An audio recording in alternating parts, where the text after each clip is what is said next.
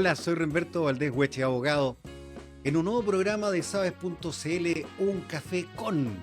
Hoy un invitado muy especial al que tengo el honor de conocer hace ya un tiempo importante, un tiempo vehemente, un tiempo de pasiones, de algunos dolores y de muchos combates.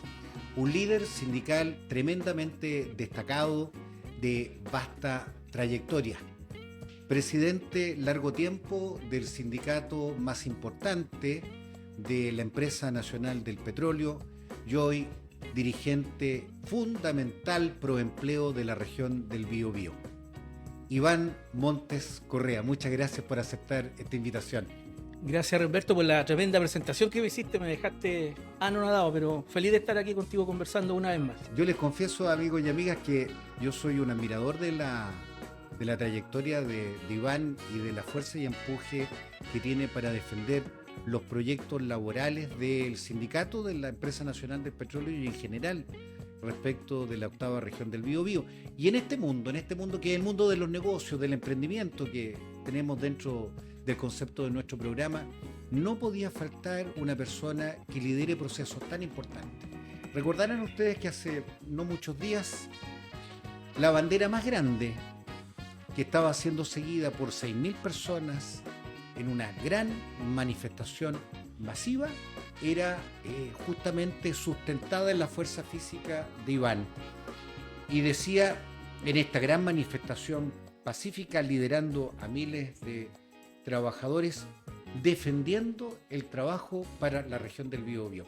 Pero antes que lleguemos a este momento, el actual, ¿por qué Iván Montes Correa llega a transformarse en este líder de trabajadores? ¿Dónde nace? ¿Cuáles son sus inquietudes? ¿Qué estudia? ¿Cómo nace tu vocación? Bueno, yo tengo una vocación, creo que formada también en el mundo sindical de mi padre. Mi papá fue trabajador de la industria de la loza en Penco, en varias de las etapas de esa... ¿Tú nacido en Penco? Nacido en Penco, sí. ¿Hace ya cuántos años, Iván? 56 años. Un niño, joven. Sí, un niño todavía.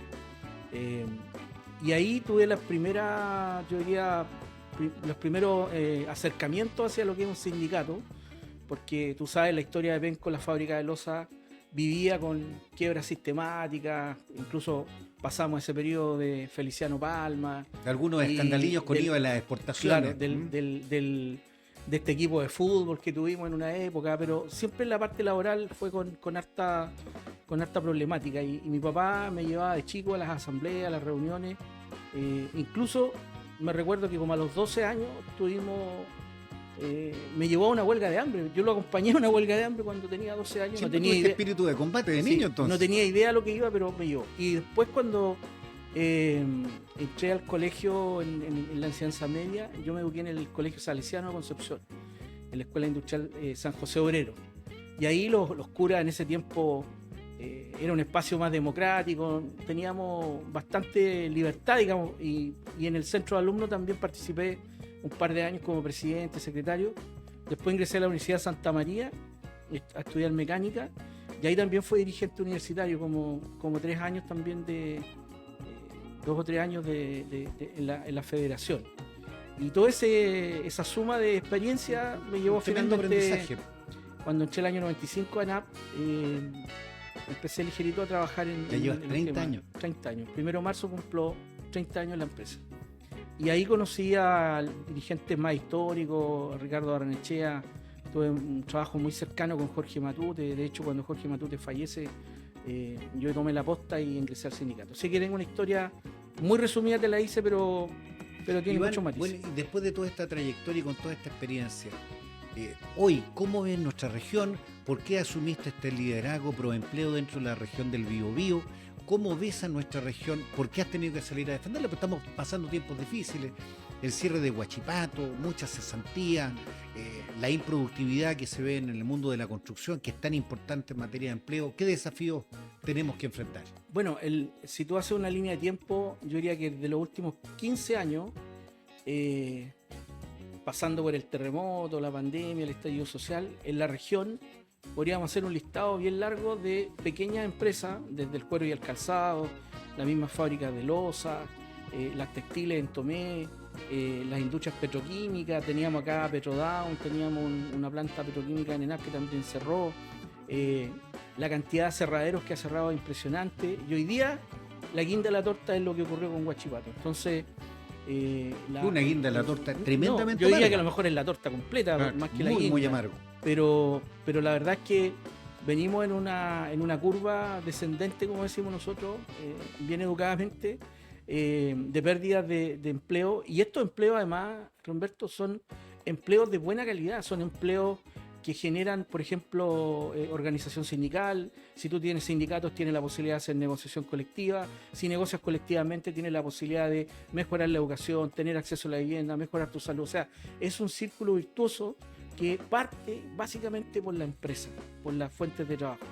Y la vocación industrial que tiene la región es histórica. Esto ni siquiera es de los últimos siglos, esto viene desde la época de la independencia. Aquí se forjaron las primeras empresas en torno a la guerra de Arauco, y de ahí para adelante una historia riquísima, pasando por el carbón, pasando por toda la industria textil y por la creación en los tiempos de la Corfo, en los tiempos donde la Corfo jugó un rol fundamental el siglo pasado, la primera central hidroeléctrica, Huachipato, la primera siderúrgica, los puertos, y la ENAP, la Empresa Nacional del Petróleo, se instala acá también en Biobío. Así que lo que estamos haciendo hoy día es defender lo que va quedando de la industria manufacturera importante, que genera empleos de calidad, y proponer y empujar, ¿cierto?, con fuerza, que se vengan a instalar acá nuevos proyectos, nuevas iniciativas que nos lleven también a mantener este estándar. Ahí me quedo contigo, pero tenemos, por ejemplo, el desafío de la ley de pesca, que parece que tiene, no sé, no la veo con muy buenos augurios, entre otras cosas. ¿Qué herramientas son necesarias, en tu opinión, Iván, para que esta región se reactive económicamente? Más allá de la ley de pesca, más allá de los sufrimientos que tú muy bien has expresado, ¿cómo podemos salir de esta mala situación y reactivar la economía de la octava región, y en particular tener empleo para nuestros trabajadores? Mira, a contrapelo lo que uno pudiera pensar, cuando uno dice cómo reactivamos la economía, uno piensa inmediatamente en inversiones, en capital, ¿cierto? En el fondo, en dinero. Bien. Y nosotros lo que creemos que sí, pero antes de tener toda esa cantidad de recursos, lo que tenemos que tener es una recuperación sistemática de las confianzas entre el mundo público y el mundo privado. Yo coincido contigo que aquí hay temas morales, Sí, de claro, altísima prioridad, que no están fuera de la mesa de negociaciones. el gran daño que ha hecho el crecimiento sostenido, por ejemplo, de la violencia, la delincuencia, el narcotráfico y la corrupción en nuestra sociedad chilena, es justamente la pérdida de confianza. ¿Y la pérdida de confianza qué es lo que trae? Trae menos diálogo, menos acuerdo, y ese menos acuerdo y menos diálogo, como consecuencia, trae que o que los inversionistas privados, ¿cierto?, se van a otros lados a colocar sus capitales, bajándole la dinámica que tiene que tener la economía regional. Y por otro lado, el Estado se hace más lento, se hace más laxo, y también se hace menos eficiente. Entonces, todas esas cosas finalmente son las que tenemos que recuperar. Sentarnos a conversar, dialogar mucho. Yo siempre cuento que me recuerdo que en una conversación que tuvimos con una alta autoridad pública del país, por ejemplo, esta autoridad no sabía que faltaba una parte para conectar la ruta interportuaria y el puerto de San Vicente.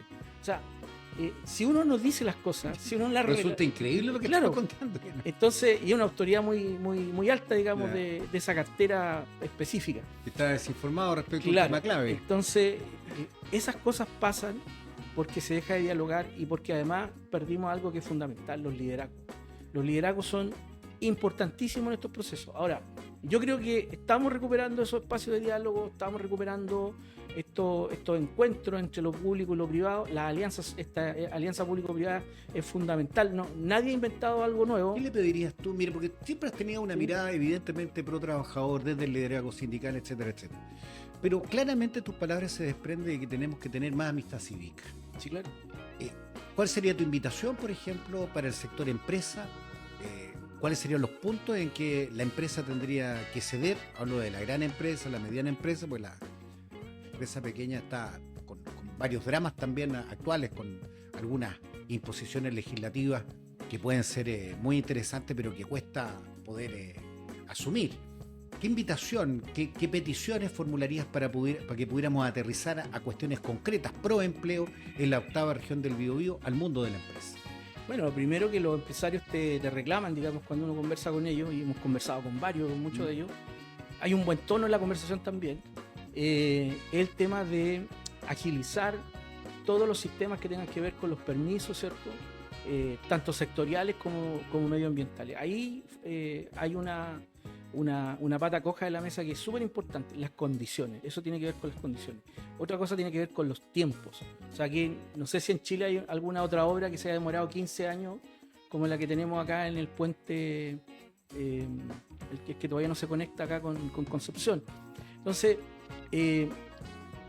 todo lo que tenga que ver con la institucionalidad para otorgar los permisos, tanto sectoriales como medioambientales, para los grandes proyectos, se tiene que agilizar.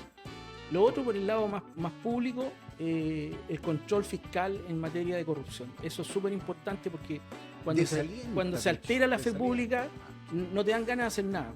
Y al final aquí los que perdemos finalmente cuando ocurren estas cosas somos los trabajadores, porque crece el empleo informal, porque tienes cuadras llenas de gente hoy día en la calle tratando de hacer unas pocas monedas, ¿cierto? Vendiendo ropa u otras cosas. Y ahí no tienes salud, no tienes previsión, no tienes nada. O sea, la informalidad cuando crece también es una mala señal.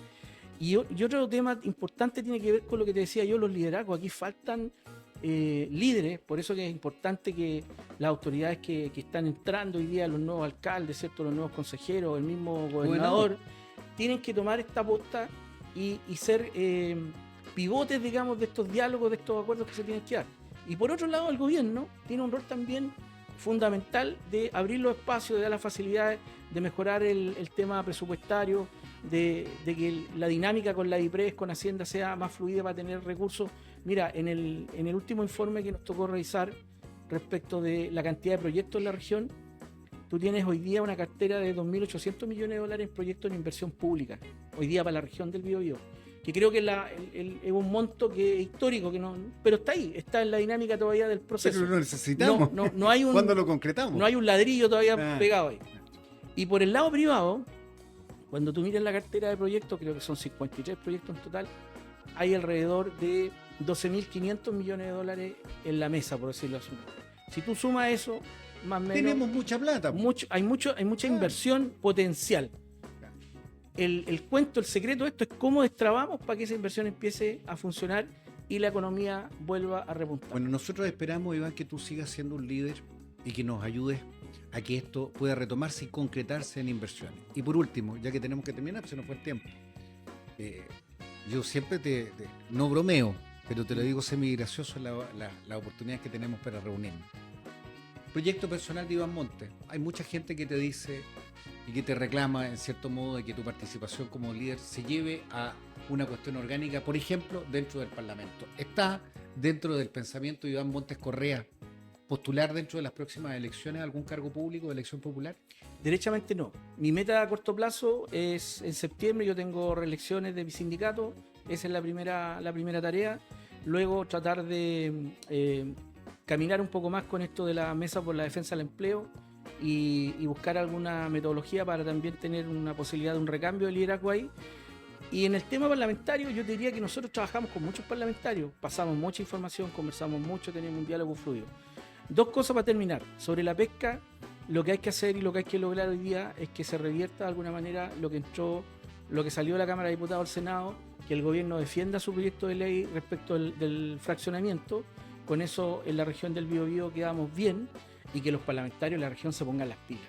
Yo creo que es fundamental que exista un diálogo mucho más fluido entre las partes y que los parlamentarios entiendan técnicamente cuál es el problema de la pesca, porque además de ser muy interesante, ahí está la clave de cómo votar para que no se sigan perdiendo puestos de empleo.